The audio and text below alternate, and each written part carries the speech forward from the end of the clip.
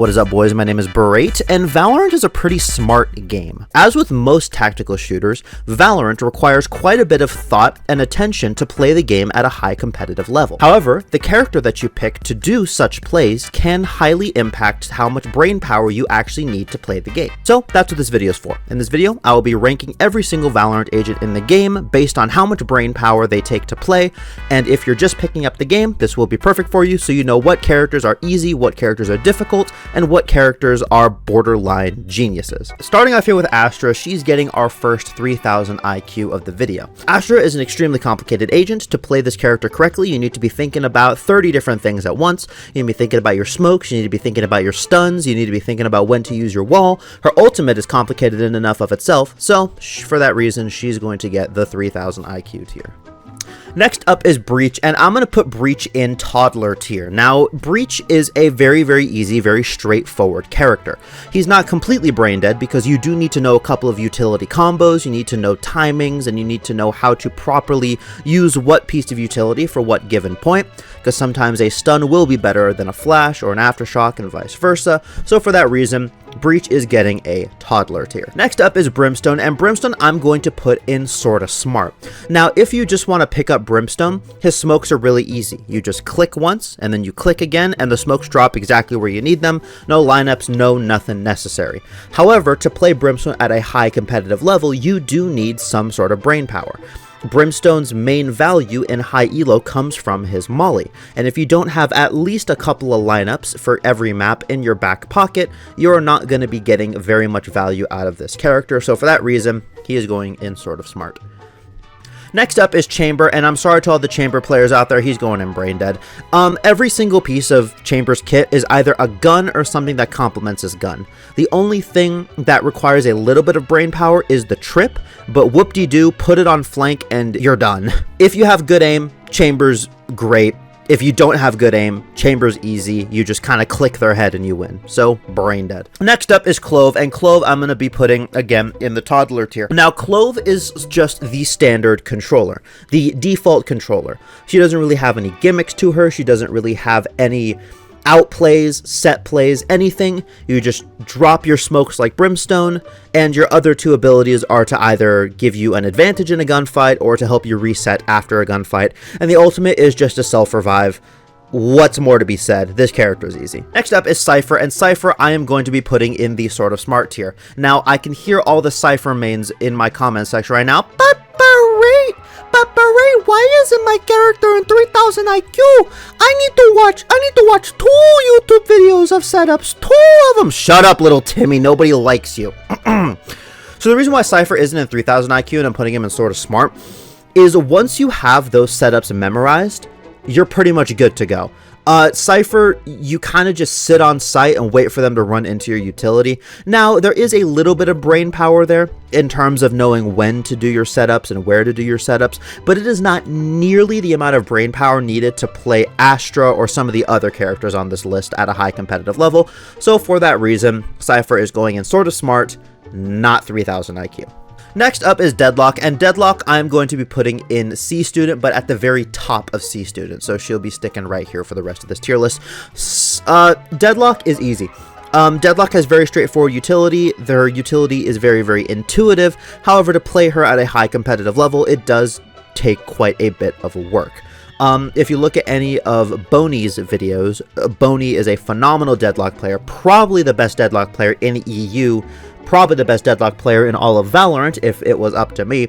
However, you will see that he has to think a lot about his setups, he has to think a lot about his plays, and he has to think a lot about how to use his gun, because Deadlock setups are not very scary unless you are right there ready to capitalize off of them. So for that reason, she isn't brain dead, but she also isn't as difficult as some of the other characters on this list. C student. Next up is ISO, and ISO is our second entry into the brain dead tier.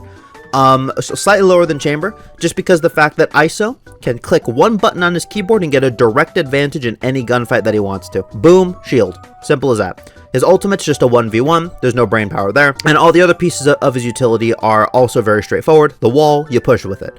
The vulnerable, you throw it at people. Simple as that, brain dead. Next up is Fade, and Fade I'm actually going to be putting in the sort of smart tier, slightly above Brimstone. Now, Fade is not a very good initiator, all things considered. If you want to play a better info initiator, you play Sova. If you want to play a better initiator that has a stun, or a better blind, or a better CC, you're going to be playing either Skye or KO. Fade just doesn't really bring anything to the table that the other agents just don't bring to the table better. So for that reason, you do have to pick up the slack quite a bit when you're playing Fade, because you can't really rely off of your utility to do the work for you.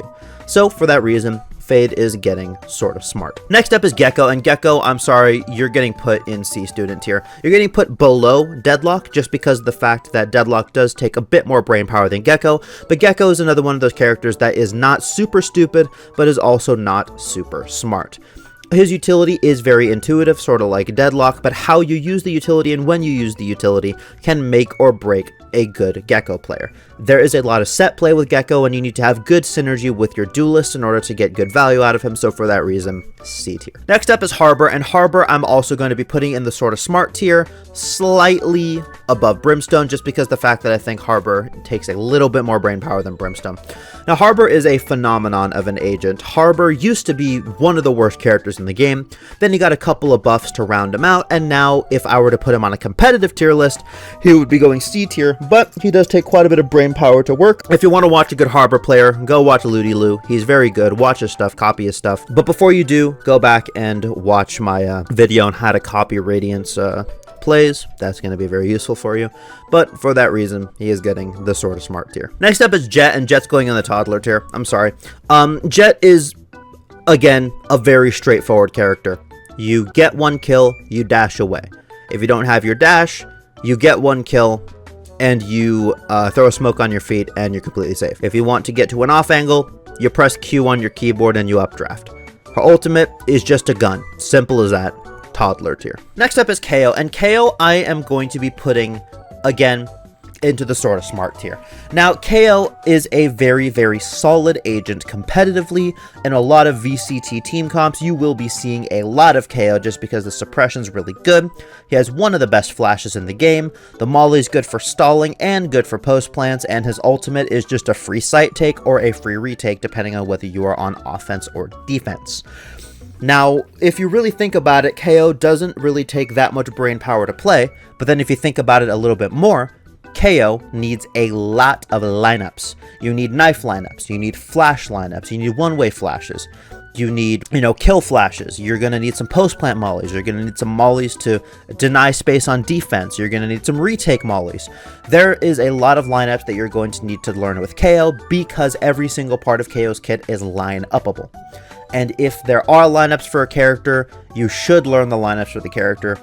And for that reason, if you want to play KO at a high level, you gotta be sort of smart. Next up is Killjoy, and Killjoy is going to be going right next to Cypher in the sort of smart tier for the same reasons that Cypher is in the smart tier. I'm gonna be honest, just watch a couple of setup guides, put your turret for flank, but I'm gonna put Killjoy a little bit higher in sort of smart, just because of the fact that she needs to work a tiny bit harder to work off the utility, but sort of smart. Next up is Neon, and pre-nerf Neon, she would be at the very bottom of Brain Dead. She would be the most Brain Dead character, but now I'm going to put Neon sort of at the top of Toddler. I would put her bottom as C student, but I wouldn't put her there quite yet. Neon is a very easy character. You slide in their face, you pump them, and then you leave. However, she isn't as brain dead as she was before because she doesn't have that second slide to rely off of. If you want to know why I think Neon is in this tier, go watch my collab that I did with Grumpy a couple months ago. It's Is Neon Still Broken After the Nerf? Go watch that video. I will go into much more detail on me and arguably one of the best Neon players on the game right now, Grumpy's thoughts on this character. But until that point, Neon is going in the toddler tier. Simple as that. Next up is Omen, and Omen is going to be our second entry into the 3000 IQ tier, slightly below Astra. Now, I may be a little bit biased here because I am an Omen main. However, the amount of set play that you need to learn to play Omen at a high competitive level is out of this world. His teleport alone takes at least 1,000 hours to get consistent with it. And if you want to see some really good Omen players, I recommend watching Dr. Freeze, I recommend watching Flexinja. A lot of their plays are very good, but the reason that they can get away with those plays is because they have labbed and they've played the character just so much. I think that I have at least 2,000 hours on just Omen alone, and I don't even know everything there is to know about this character. So because of that fact, 3,000 IQ, Omen's going right there. Next up is Phoenix, and Phoenix is just, you know, just like a middle of the road C student character. He has the best flash in the game. His molly and his wall, most Phoenix players are just going to use them for the heal, but if you don't want to use them for the heal, you can use them to cut up space and use them to clear out angles that you don't want to clear. And the ultimate is sort of just like Clove. It's a second life. Phoenix is not as brain dead as Clove, but you still need to have a little bit of set play with him in order to work. So solid C student right there in the middle. Next up is Raze, and Raze I'm actually going to put in the sort of smart tier, but at the very, very bottom, almost C student. Reason being, Raze is a relatively complex character to get good value out of. The satchels don't make you completely safe on entry. A person with good aim can just pop you out of the sky. The grenade, you have to choose whether or not you want to save it for post plant, you want to save it for a stall, or you want to use it to clear out stuff on entry. The ultimate is straightforward, it's a rocket launcher, but even then, you need to know when to use the ultimate, because 99% of the time, the second you pop your Raze ultimate, the entire enemy team is just going to head for the hills, and you're not going to get any value out of it. So, Raze does take quite a bit of brain power just for those reasons alone, sort of smart. Next up is Reyna, bottom of brain dead. Next up is Sage, and Sage is again also going in the brain dead tier. Now, Sage does take a little bit more brain power than all these other three characters, probably combined if I'm being honest, but it's really that simple. On defense, you put the wall. If they break the wall, you throw a slow. Your team is low on health, you heal them. Your Jett's crying for a res, you res them. Simple as that. This character is not good. This character is just not good. I wish they would give her a bit more set play. I wish they would give her a little bit more strategy. But, you know, all the pocket sages need to have someone to play. So, Sage is going in brain dead. Next up is Skye, and Skye is going to be our third entry into the 3,000 IQ tier. And here is the reason why. Skye, before the nerfs, was really, really stupid. I mean, I would probably put her in toddler tier if she was pre-nerf, and it was just because of the fact that her flashes regenerated, and you didn't have to think about when to use the flashes. Now, you have to think about when to use the flashes a little bit more. She's obviously not smarter than Omen or Astra, obviously not by a long shot, but you need to have a lot of brain power to play Skye, and I mean a lot. Just because the fact that she is the only initiator in the game that cannot regenerate any piece of her utility, you need to think about positioning. Can you stay near your teammates when you need to heal, while also being in an active enough position to get value out of your flash, out of your dog, and out of your ultimate? Skye takes a lot more brain power than people might initially think, so for that reason, she's going bottom of 3,000 IQ. Next up is Sova, and Sova, I don't think this is really a surprise to anyone. He's going to go right near KO and sort of smart. I could put him either above or below KO, but if I could put them just exactly like right on top of each other, I would. Sova, sort of the same reasons as KO. He's the lineup demon. You need to have at least some lineups if you want to play Sova effectively. You need to be putting your darts in good positions. You need to be having good shock darts for post plants and also to clear out angles you don't want to clear. Just, you know, copy and paste my reasons for putting KO in sort of smart, and that is my reasons for Sova. Next up is Taeho, and Taeho's going top of brain dead. Taeho is extremely easy. Taeho is essentially, I want to play Initiator, but I don't feel like learning how to play Initiator. Really simple as that. I made an entire video on why I think Taeho is broken. Wow, I'm calling back to a lot of my old videos at this point. On like day 3 of Taeho coming out, I made a video on why I think Taeho is broken and how to play Taeho on every map, and you will notice a large pattern. Go watch those videos if you want my reasoning for why Taeho's in brain dead. But long story short, he's essentially, I want to play Initiator without learning how to play Initiator.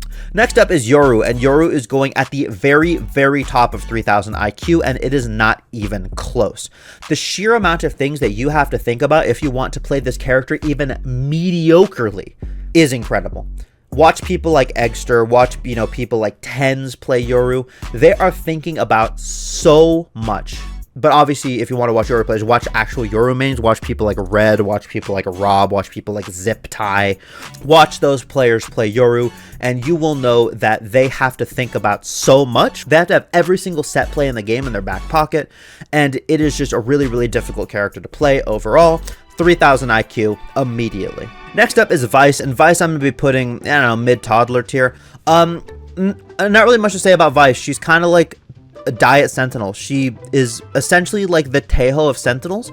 She's I want to play sentinel, but I don't really want to learn how to play sentinel. But also she's a very bad sentinel, so you kind of just pick Vice if you think she looks cool, which is fine, I guess. You know, enjoy your silver lobbies, have fun, but I don't know.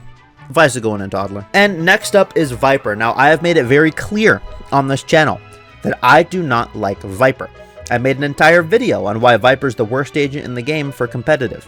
For solo queue competitive, I should say. However, I would be lying to myself if I said the Viper doesn't take a bit of brains to play. So I'm putting Viper at the bottom of 3000 IQ.